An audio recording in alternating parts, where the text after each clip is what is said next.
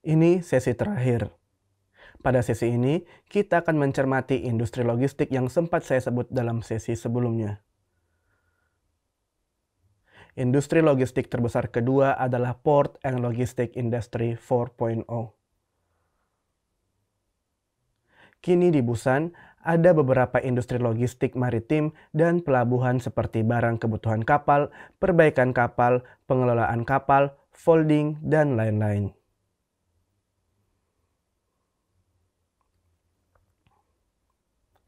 Kata kunci Port and Logistics Industry 4.0 adalah mencanggihkan industri logistik pelabuhan dengan menerapkan AI, Big Data, Cloud, dan ICT dari revolusi Industri 4, kemudian menjadikan industri baru yang sedang berkembang.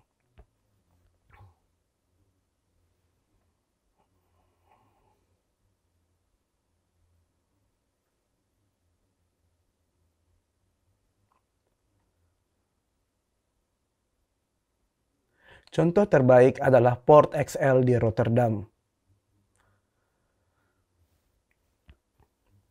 Port XL Rotterdam dibangun pada tahun 2015 dan menemukan lebih dari 1.000 startup hingga kini. Port XL menempatkan kantor cabangnya di Rotterdam, Antwerpen, dan Singapura. Busan Port Authority berencana membuat Port XL menempatkan kantor cabangnya di Busan.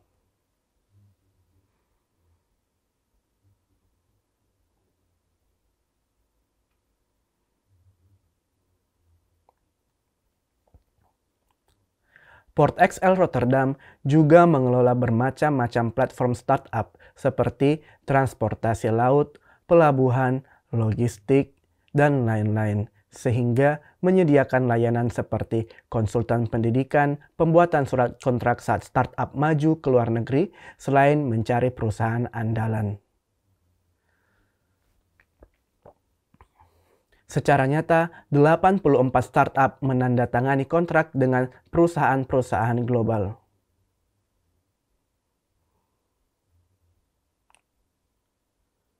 Berikutnya, RDM, Research Design Manufacturing. RDM sebagai Design Research Manufacturing dibuat oleh Rotterdam Municipal Port Management pada tahun 2009. Di Rotterdam juga ada galangan kapal dan gudang logistik yang lama. Bangunan-bangunan itu kini dipergunakan sebagai pangkalan untuk kolaborasi antara dunia industri dan perguruan tinggi. Rotterdam University dan Delft University of Technology berpartisipasi padanya. Selain itu, di daerah ini disediakan kondisi kolaborasi untuk pengembangan teknologi baru terkait bidang transportasi laut dan pelabuhan. Seperti yang sedang Anda lihat dalam gambar ini, bagian luar bangunan gudang atau pusat logistik dibiarkan, kemudian bagian dalamnya direnovasikan untuk pemuda yang ingin membuka usaha dan kumpulan kolaborasi bidang industri dan perguruan tinggi.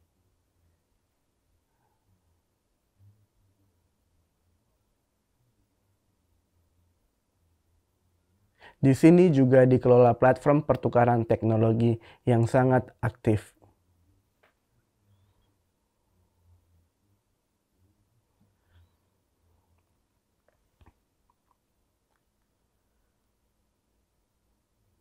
Berdasarkan contoh Rotterdam ini, Busan pun mencoba merancang platform reformasi industri logistik pelabuhan dan Port XL gaya Busan.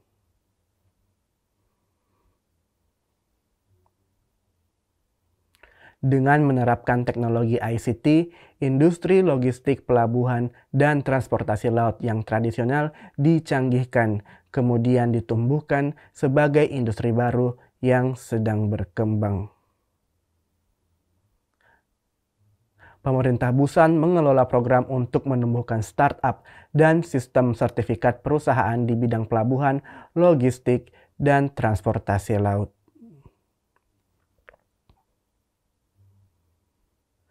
Busan Ocean Point Plaza melakukan evaluasi layanan perusahaan dan peningkatan kualitas. Busan memberi sertifikat perusahaan kecil dan menengah yang baik di daerahnya supaya perusahaan kapal luar negeri percaya akan kualitas barang dan jasa yang dibelinya di Busan.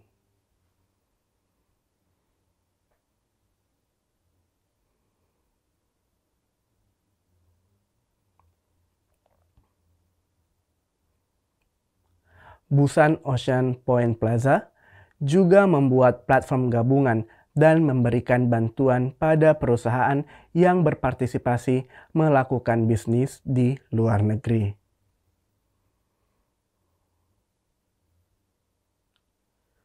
Di bawah ini ada digital marketing atau pemasaran digital.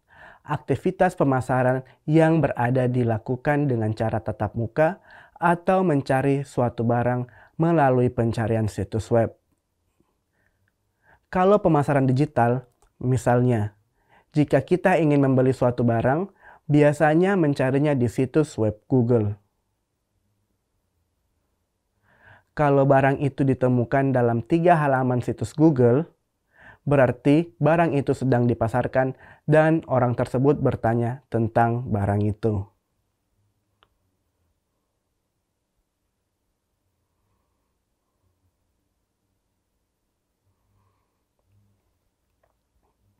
Di Google, kita mencari sesuatu informasi dengan berbagai cara, kata, atau gambar.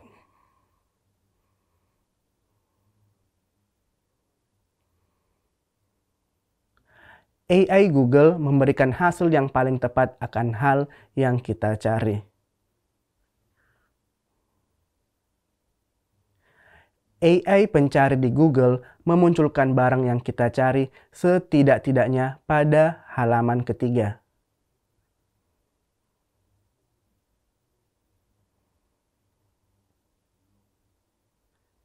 Cara ini pemasaran digital. Sebagai contoh yang nyata, ada sebuah perusahaan peralatan perkapalan yang kecil dan menengah di Busan yang berhasil melakukan pemasaran digital. Pada awalnya, kalau mencari barang perusahaan ini di situs web, hasilnya didapat pada halaman ke-50. Perusahaan ini terus melakukan pemasaran digital tadi dengan melakukan sejumlah pekerjaan untuk menampilkan produknya di Google selama 3 bulan. Kemudian barangnya muncul di halaman pertama.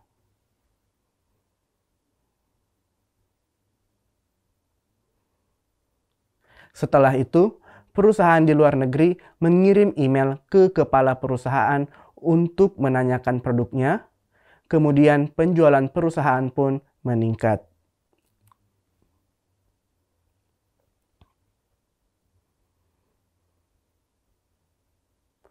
Pada era pandemi COVID-19 dan tanpa tatap muka sekarang, saya pikir sebuah perusahaan memperluas jaringan pemasaran ke luar negeri melalui cara pemasaran digital.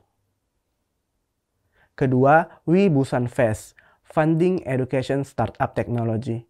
Busan adalah istilah program usaha sistem sertifikat yang dilakukan pemerintah Busan. Program ini mendukung startup Busan juga. Kemudian mendukung pendidikan dan konsultasi untuk pembukaan usaha atau startup. Terakhir, Busan membuat kampus startup R&D logistik. Busan ditetapkan sebagai kawasan khusus bebas peraturan blockchain di Korea Selatan. Ada banyak startup blockchain di Busan.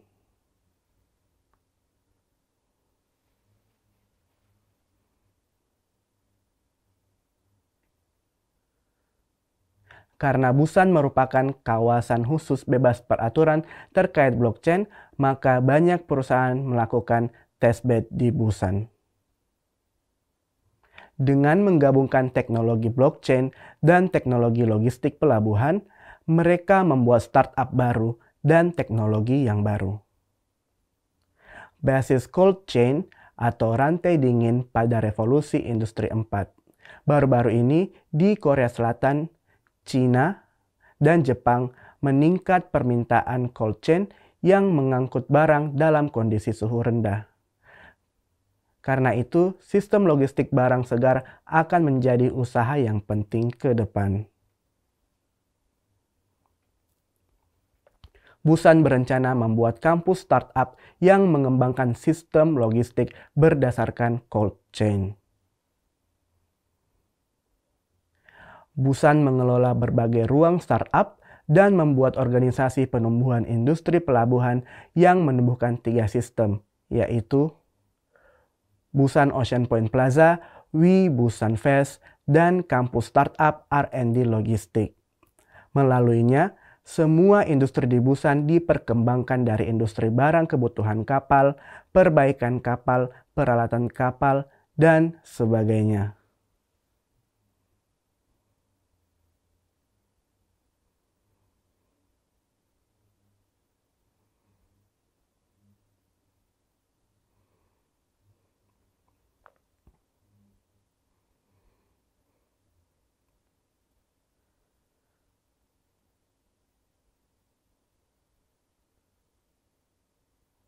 Berikutnya, bidang perikanan.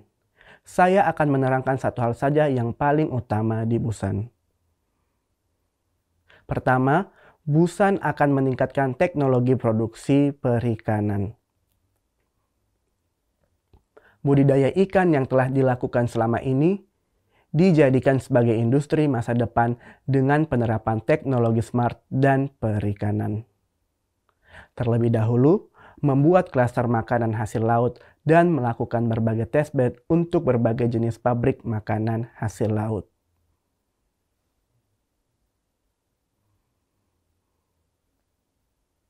Di Busan, proyek percobaan budidaya ikan smart telah dijalankan. Budidaya ikan yang berada diganti dengan budidaya ikan smart yang dilakukan dengan sensor secara keseluruhan dari suhu air hingga cara pemberian makanan.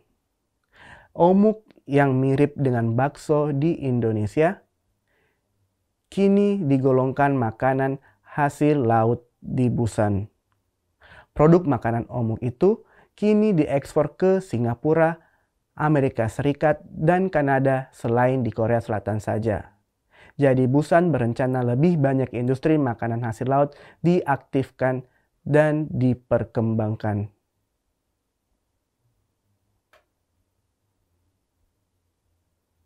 Untuk itu, mereformasi berbagai teknologi pemproduksian. Jika teknologi smart diterapkan padanya, Busan diharapkan dapat menumbuhkan industri makanan hasil laut yang bermutu.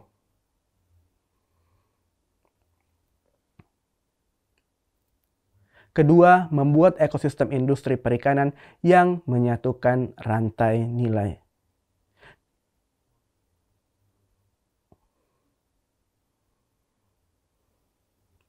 Di Busan dibuat TBC Cross Perikanan Global, pusat pengembangan industri perikanan nasional dan makanan hasil laut Korea sehingga mendukung network bisnis perusahaan makanan hasil laut mengekspor produknya ke seluruh dunia.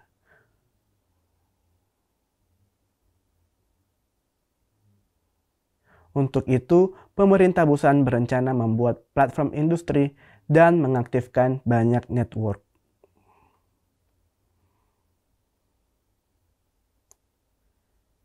Ketiga adalah keahlian smart berdasarkan identitas daerah.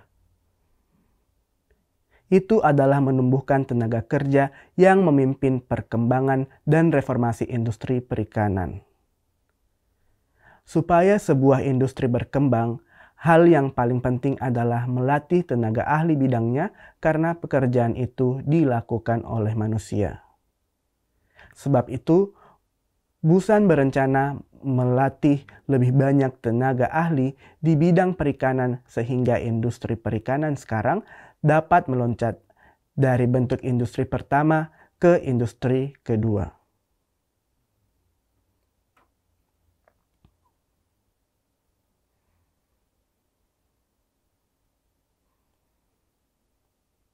Berikutnya adalah industri perkapalan. Saya akan memberitahukan 3 hal. Pertama, mengembangkan industri perkapalan dan peralatan kapal dengan membentuk platform untuk meningkatkan industri itu.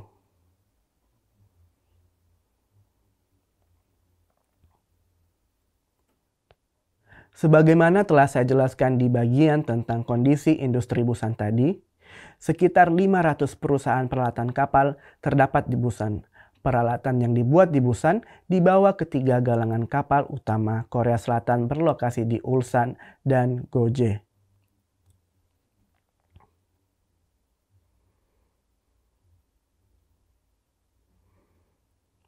Untuk meningkatkan industri peralatan kapal itu, diperlukan monitoring akan kondisi krisis industri perkapalan. Hingga tahun 2014, industri peralatan kapal di Busan memiliki daya saing tinggi karena 3 galangan kapal utama Korea Selatan mendapat banyak pesanan kapal dari seluruh dunia.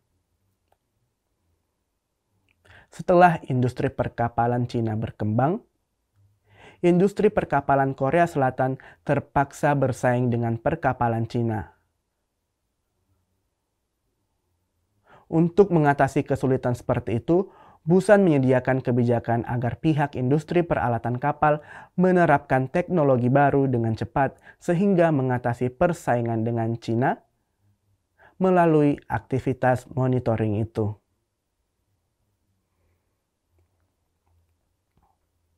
Untuk itu, Busan akan memberikan berbagai dukungan seperti pembuatan database perusahaan peralatan kapal. Kedua adalah menarik, yaitu pembentukan hub untuk ekspor peralatan kapal dan aftermarket.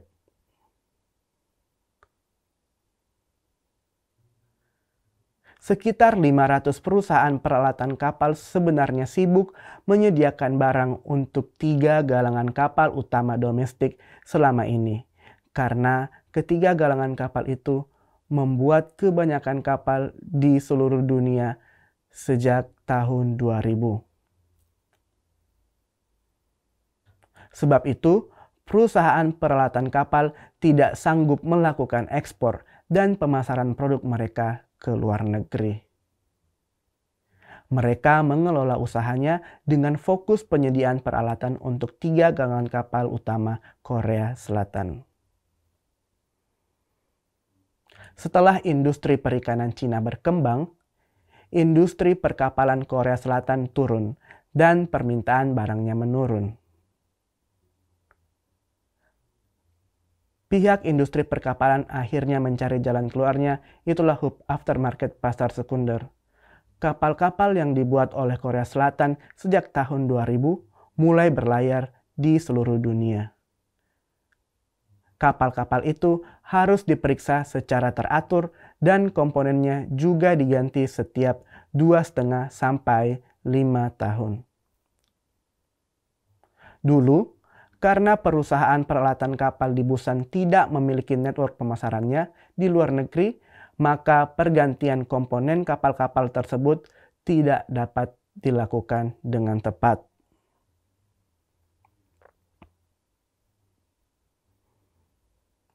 Jadi, Busan membuat aftermarket untuk perusahaan peralatan kapal yang kecil di Shanghai dan Singapura.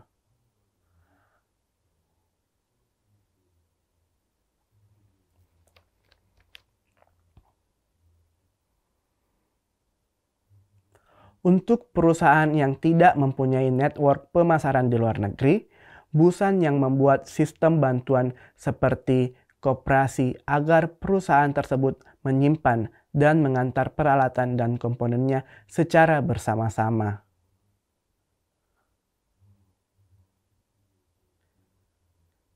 Dengannya, perusahaan itu dapat menghemat biaya dan memperluas usahanya ke pergantian komponen dan perbaikan kapal di luar negeri.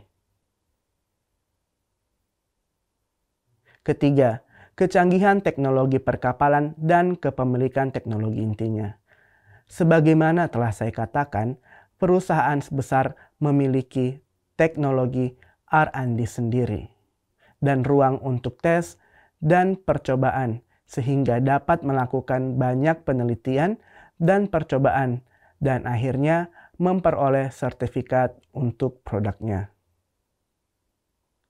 Namun, perusahaan kecil tidak dapat melakukannya sehingga harus dibantu dalam membuat teknologi baru dan melakukan tesnya.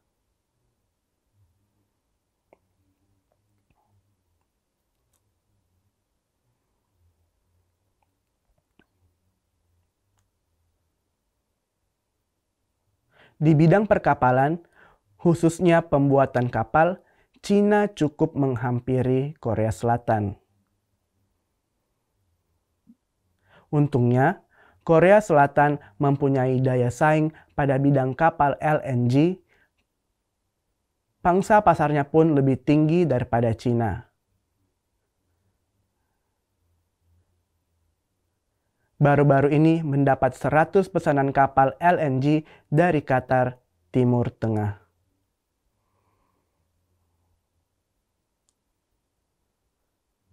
Teknologi dan peralatan kapal-kapal LNG Korea Selatan belum memuaskan.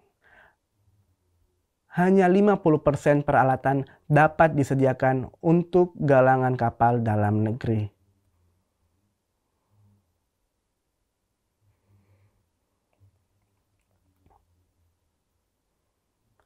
Kalau kapal kontainer dan kapal bulk, persediaan peralatan domestik mencapai 90%.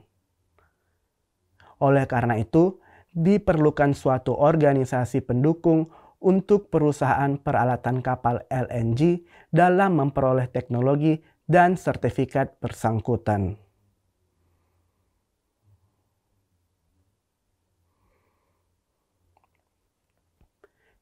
Ini merupakan proyek yang memberikan bantuan kepada perusahaan di daerahnya untuk meningkatkan dan memiliki teknologi terkait kapal dan anjungan lepas pantai.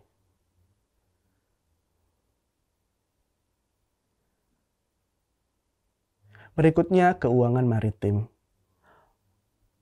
Busan telah ditetapkan sebagai pusat keuangan maritim oleh pemerintah Korea Selatan, tapi ternyata belum berfungsi aktif. Kini, pusat keuangan maritim Busan ada di daerah Munhyeon, tapi tidak terkenal. Sebab itu, diperlukan strategi marketing merek yang memperkenalkan layanan keuangan maritim mudah diperoleh di Busan.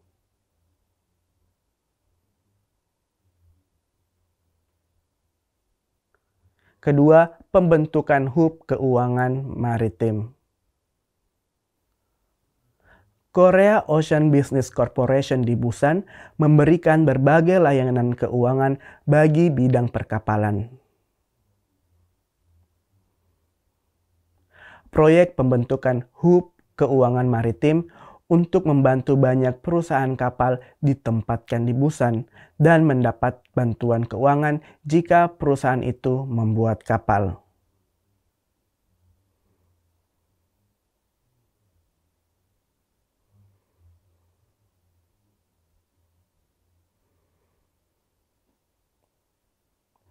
Berikutnya, pembentukan ekosistem siklus bajik dalam keuangan maritim. Jika mengelola kapal, bunkering yang membutuhkan biaya tertinggi. Dari seluruh biaya pengelolaan kapal, biaya bunkeringnya mencapai 50%.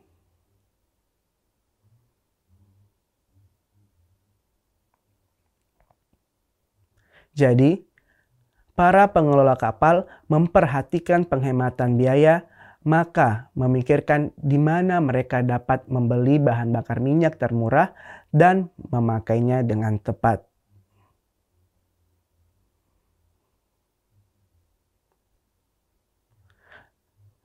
Sebagaimana telah saya katakan sebelumnya, apabila jalur pelayaran ke Samudra Arktik dibuka, waktu pelayaran dari Busan ke Rotterdam dapat disingkat sebanyak 10 hari.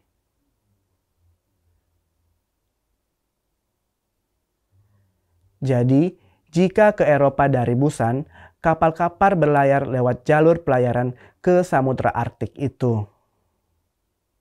Tapi, karena tidak ada pelabuhan besar dalam pelayaran itu, maka kapal-kapal harus mengisi bahan bakar minyak untuk 14 pelayaran di Busan.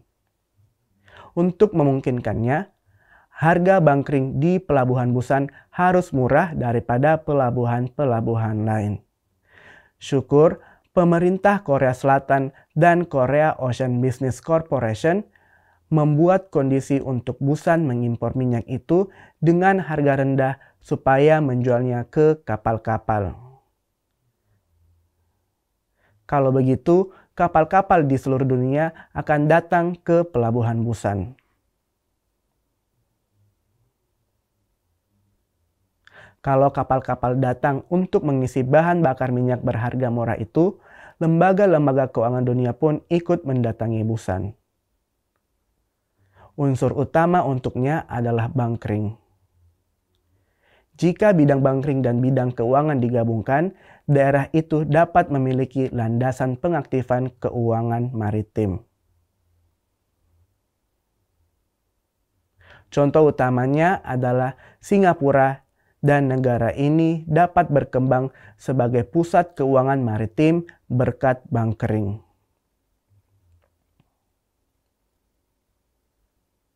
Busan berencana mencontohi Singapura untuk menjadi pusat keuangan maritim. Berikutnya adalah wisata budaya maritim. Pertama, tentang basis industri wisata maritim. Pelabuhan Bukhang di Busan kini dikembangkan sebagai kawasan wisata setelah fungsi pelabuhan dipindahkan ke Pelabuhan Xinhang.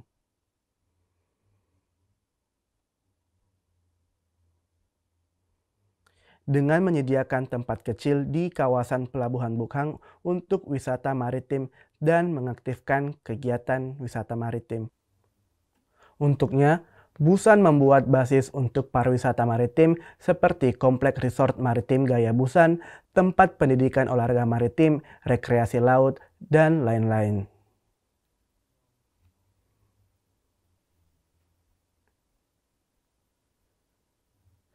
Busan memiliki laut, sungai, dan gunung yang jarang ditemui di negara-negara lain.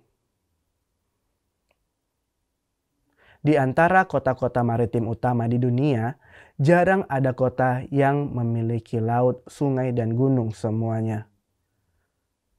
Karena memiliki laut, sungai, dan gunung semuanya, Busan akan menyambungkan pantai dan lingkungan sekitarnya.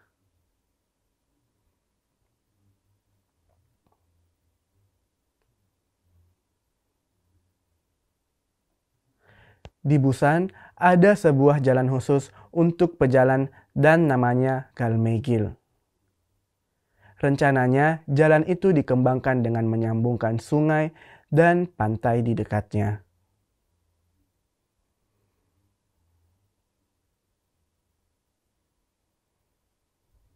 Ketiga adalah pembentukan platform kultur Eurasia. Gambar ini kawasan Pelabuhan Bukhang. Kereta api di kawasan Pelabuhan Bukhang. Dulu kereta api kontainer ada di kawasan ini. Kereta api kontainer juga dipindahkan ke Pelabuhan Xinhang. Jadi, tempat bekas ini dirancang menjadi platform kultur Eurasia, sebuah komplek kebudayaan di mana para seniman melakukan aktivitas keseniannya dengan bebas.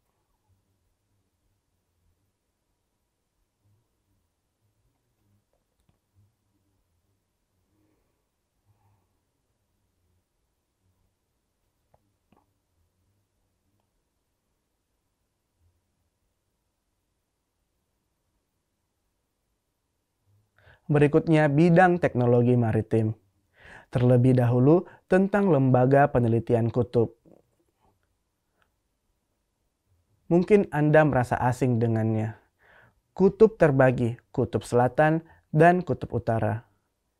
Di kutub selatan dilakukan monitoring ekosistem dan perlindungan lingkungan alam sesuai perjanjian internasional.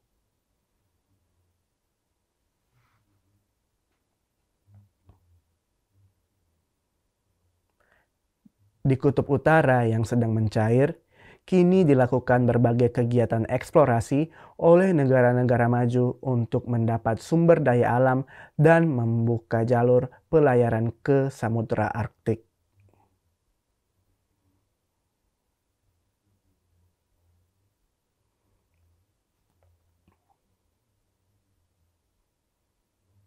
Sebab itu, diperkirakan meningkat permintaan infrastruktur industri yang dibutuhkan untuk kegiatan tersebut di kutub utara, seperti pipa, katup, dan anjungan yang dapat tahan di dalam suhu udara minus 50 sampai 100 derajat Celcius. Lembaga penelitian kutub adalah tempat untuk melakukan berbagai R&D teknologi terkait industri kutub. Dengan membuat lembaga penelitian kutub itu, Busan menyediakan infrastruktur untuk membantu kegiatan industri di wilayah kutub dan menumbuhkan industri kutub. Kedua, pembentukan klaster perikanan R&D reformasi global. Proyek ini segera dilaksanakan. Ini proyek platform untuk perkembangan teknologi maritim berdasarkan revolusi industri 4. Yang utama adalah STEM Village. Proyek ini dijalankan di kawasan reformasi Dongsam di Yeongdo. R&D industri maritim di daerah ini telah ditentukan dan proyeknya segera dimulai. Terakhir, proyek pembentukan klaster industri maritim baru. Busan mempunyai rencana besar untuk seluruh kawasan pelabuhan Bukhang diperkembangkan sebagai pusat industri maritim baru.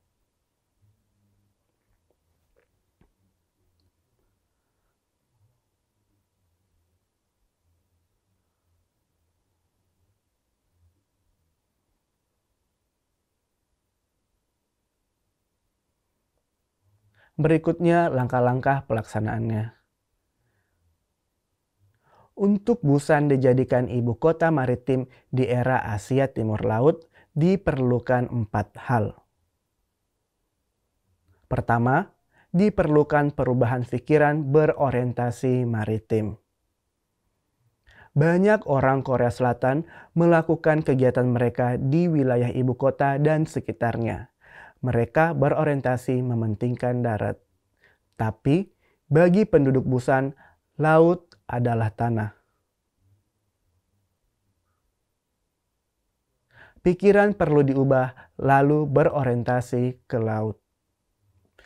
Saya ingin menekankan perubahan pikiran dari orientasi darat ke orientasi laut dan dari wilayah ibu kota ke global.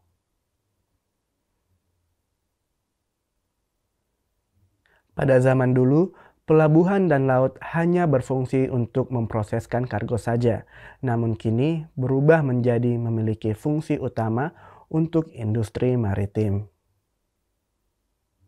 Kalau dulu, kawasan industri pelabuhan berkembang masing-masing. Tapi kini, pelabuhan dan kawasan industri logistik disambungkan dan dikembangkan.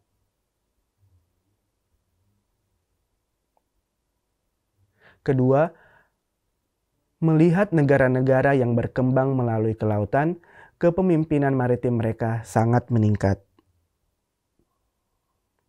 Sejak tahun 1960, Perdana Menteri Singapura Lee Kuan Yew membangun pelabuhan dan bandara, lalu mendatangkan kapal dan perusahaan dari berbagai negara ke negaranya.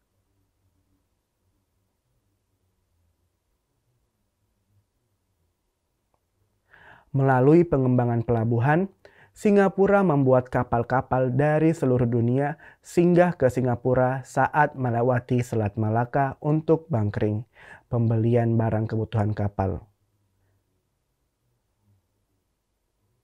Dengan cara itu, Singapura mengaktifkan kegiatan untuk menciptakan nilai tambahan hingga mengembangkan keuangan. Berkat kepemimpinan maritim PM Lee Kuan Yew yang mendahului zaman, Singapura dapat berkembang salah satu negara yang kaya di Asia sekarang. Contoh keduanya, Dubai yang merupakan hub logistik Timur Tengah. Ide Raja Muhammad untuk berbagai proyek kelautan membuat Dubai dapat mengembangkan berbagai usaha seperti logistik, pelabuhan, dan wisata selain industri minyak.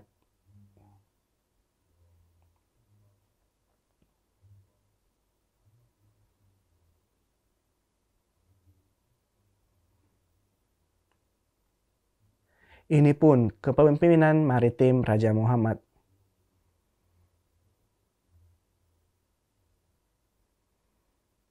Ketiga adalah pembentukan sistem pelaksanaan proyek yang dipimpin swasta. Untuk membuat basis pengaktifan industri maritim, sistem administrasi diperlukan, tapi sebaiknya proyek dilakukan oleh pihak perusahaan dan dunia industri, bukan pemerintah. Pemerintah melakukan investasi pada fasilitas dan infrastruktur, akan tetapi untuk memperkembangkan proyek, perusahaan dan industri yang harus diaktifkan. Hal itu dilakukan dengan pimpinan pemerintah.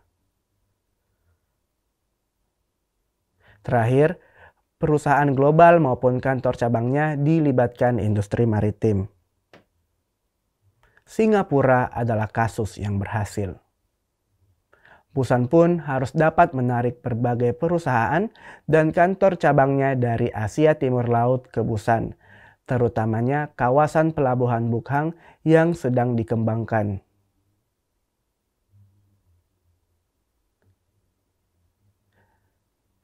Sehingga Busan menjadi kota yang memiliki berbagai fungsi penting dalam bidang kelautan. Dengannya, Busan ingin menjadi ibu kota maritim global dengan mengalahkan Singapura. Dalam radius 50 km dari Busan, industri utama di Asia Tenggara bertempat. Dalam radius 1000 km-nya, ada jalan kapal Korea Selatan, Cina, dan Jepang. Karena jumlah penduduk ketiga negara ini mencapai 25% dari seluruh penduduk dunia dan menduduki 20% GDP dunia, maka melalui strategi tersebut, Busan sedang melaksanakan rencana untuk menjadi ibu kota maritim global dengan melampaui Singapura. Kali ini, saya menjelaskan konsep industri maritim dan mengamati kasus-kasus industri di ibu kota maritim di seluruh dunia. Kemudian, saya memperkenalkan proyek utama yang dijalankan Busan untuk mewujudkan ibu kota maritim Asia Timur Laut. Di antaranya, ada proyek telah dimulai dan juga yang direncanakan. Sepertinya, Busan sekarang menyiapkan rencana untuk dikembangkan sebagai ibu kota maritim global setelah tahun 2030.